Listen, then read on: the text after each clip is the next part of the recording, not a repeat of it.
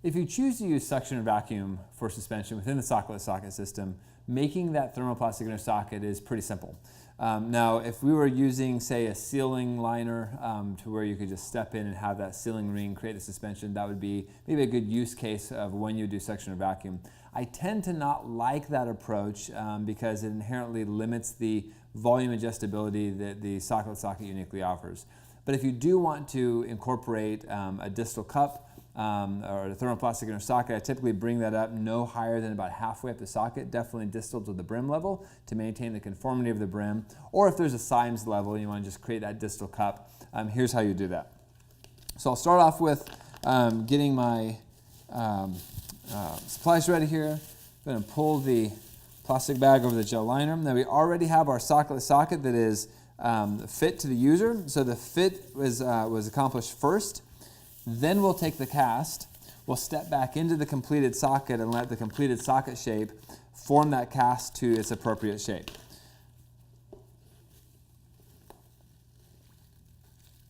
So it's reverse order from the conventional fitting approach where you cast, modify, and iterate through check sockets. Now we fit the socket in its entirety, then we cast, step back into the completed socket shape and let the finished socket form the cast shape to the final socket shape.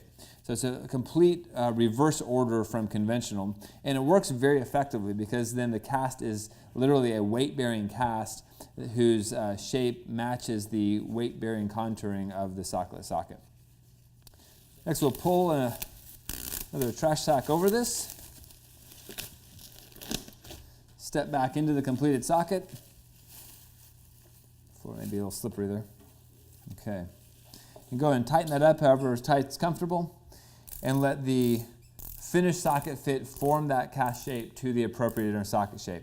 Then simply smooth up the cast and pull a thermoplastic inner socket as you need and you're complete and you're done. Now if you use like a soft cast material, the dynamics of that fiberglass wrap have a little bit of a rubbery feel to them. So those can actually be used as a test socket. For all intents and purposes, your cast is your first test socket. And that allows the user to literally walk on the socket in this approach in real time and get that immediate feedback to see if this is the appropriate form of suspension or tissue management that you want to use. We've taken our cast and we've gone ahead and removed that from the socket. Now this cast shape is perfectly form fit to Jordan's limb, but it takes into account the actual weight-bearing forces and the dynamics of that limb tissue and those weight-bearing forces within the socket. So we can take this fiberglass wrap, pop it right back into the socket. It should key in place. Now I've trimmed this down to the level to where it is distal to the posterior brim. So the posterior brim still has the full conformity that we'd like it to have. It's also distal to the fibular head, so that's again a free space. We could cut openings in the anterior area of this to let the distal tibia not have a distal, rigid socket to hit. But this is a great way to make a very quick and easy added level of containment of the limb tissue. Now, Jordan, go ahead and step back into this. Great. Now we still have the ability to adjust the fit of the socket back here. Can dial that in.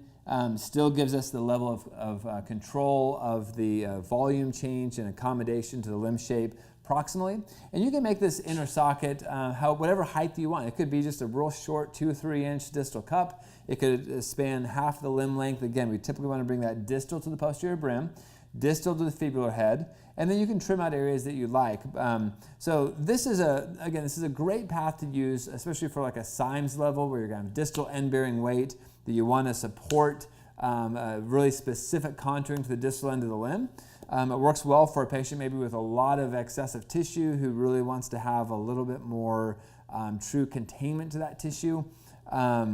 It works well for someone like Jordan who's an athlete who is pounding down real hard.